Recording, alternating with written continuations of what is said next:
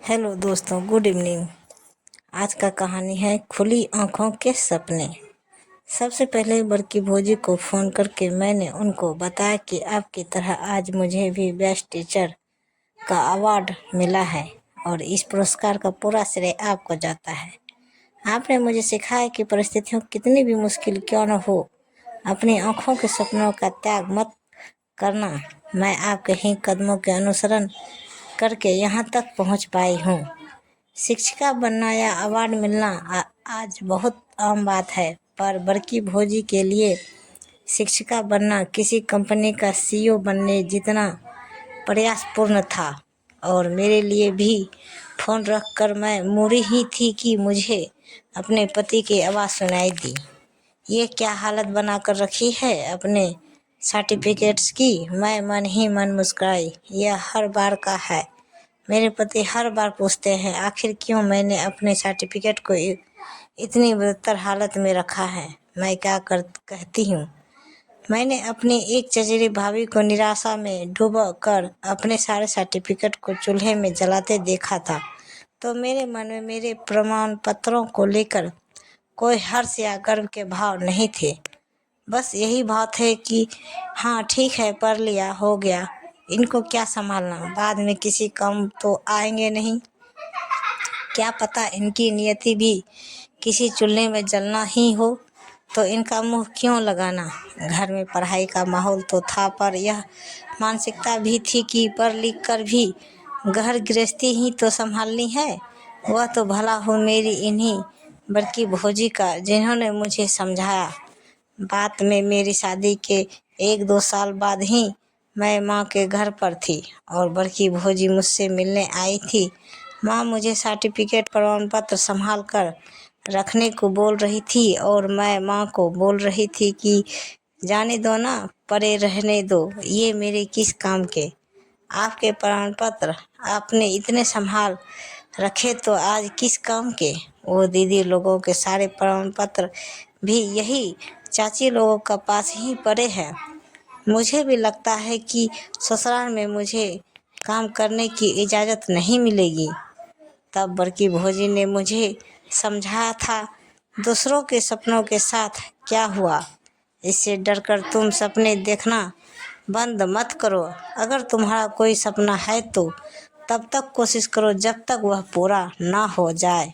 बड़की भौजी हमारे संयुक्त परिवार की सबसे बड़ी बहू, यानी कि आज से लगभग 45 साल पहले उनका सपना था कि शिक्षिका बनना, पर वह शिक्षिका बनने के अपने सपने को साकार करने की कोशिश भी कर पाती उससे पहले ही बीए पास करते ही उनकी शादी हो गई।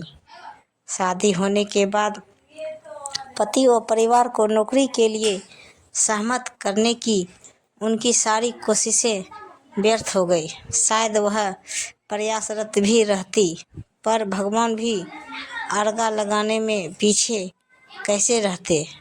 पहले तो संयुक्त परिवार में बिखराव हुआ, फिर कुछ सालों में उनकी सास यानी कि हमारी बड़ी ताई जी की मृत्यु हो गई। सास की अधूरी जिम्मेदारी 15 साल के देवर और 12 व 11 साल के नंदों के पालन पोषण की जिम्मेदारी उन पर आ गई। उन्होंने देवर व नंदों को पूरी ममता व दुलार दिया। उनका परिवार भी बढ़ा, 2 लड़के व 1 लड़की। समय गुजरता गया, नंदे व देवर पढ़ लिख कर आत्मनिर्भर बने। उनकी शादी की, भौजी के बच्चे भी बड़े हो गए। बड़ा लड़का देहरादून में एमसीए कर रहा था, लड़की ने डॉक्टर बनने का इम्तिहान पास कर लिया था। वह हॉस्टल में रहकर डॉक्टरी की पढ़ाई कर रही थी। छोटा बेटा भी 12वीं पास कर प्रतियोगी परीक्षाओं की तैयारी कर रहा था। बड़की भौजी एक बार फिर अपने पति के सामने थी। उनके ही शब्दों में, मैंने अपनी जिम्मेदारियां पूरी कर दी। सभी बच्चे मंजिल पर पहुँचे तो नहीं है, पर अपनी राह पकड़ चुके हैं। क्या अब मुझे शिक्षिका बनने की इजाज़त है। बड़के भैया भौजी देखते ही रह गए, फिर बोले, इतने वर्षों बाद भी। अरे नौकरी करने की एक उम्र होती है, तुम्हारी पढ़ाई तो कब की छूट चुकी है। तुमसे अब यह नौकरी ना हो पाएगी। बड़की भौजी ने कहा, हाँ, यह मेरा सपना था और मैंने अपने सपने को कभी अपनी आंखों से ओझल नहीं होने दिया। और सपनों को पूरा करने की कोई उम्र नहीं होती। मेरी पढ़ाई छोटी नहीं, अपने बच्चों के साथ साथ मैं अगल बगल के बच्चों को भी पढ़ाया करती थी, जिससे मैं हमेशा अपने आप को नित्य नवीन विचारों से अपडेट रख सकूं।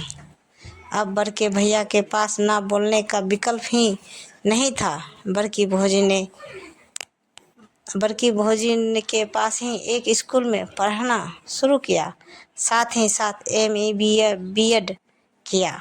अपने सपने को कदम दर कदम हकीकत बनाते हुए वह आज इस मुकाम पर है कि उन्हें उनके सपनों का सर्वश्रेष्ठ साकार प्रारंभ देखने को मिला। इतना ही नहीं, उन्होंने दूसरों को भी सपनों को देखने की हिम्मत दी। पर इन सबसे भी ऊपर बड़की भौजी की अपनी सबसे बड़ी उपलब्धि है भौजी के काम वाली के बच्चे, जो भौजी के बच्चों जितने ही अपनी ज़िंदगी में कामयाब है। भौजी ने अपने बच्चों के साथ ही साथ उनको भी पढ़ाया, उनको पढ़ने के लिए प्रेरित किया, उनको समुचित मार्गदर्शन दिया। बड़की भौजी ने वो कहावत ही मेहनत खामोशी से करो तो सफलता शोर मचाती है को सच साबित कर दिया। उनको पढ़ाने का शौक़ था तो उन्होंने हम लोगों को पढ़ाया। उन्होंने अपने बच्चों के साथ आस पड़ोस के गरीब बच्चों को पढ़ाया।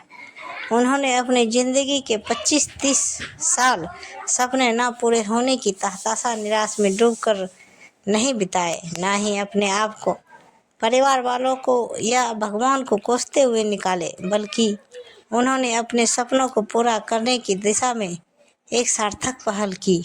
अगर आपको सपने देखने का हक है तो उसे पूरा करने का जुनून भी होना ही चाहिए। किसी ने सच ही कहा है, चलना तो शुरू करो, रास्ता भी बनता जाएगा। तो ये कहानी आपको कैसी लगी दोस्तों, ज़रूर बताइए। तो ऐसे ही वीडियो देखने के लिए प्रेम से बोलिए जय श्री कृष्ण। ऐसे ही वीडियो देखने के लिए हमारे चैनल को सब्सक्राइब करें और वीडियो को लाइक ज़रूर करें। धन्यवाद। तो दोस्तों, मिलते हैं अगले वीडियो के साथ। तब तक बाय बाय दोस्तों। जय हिंद।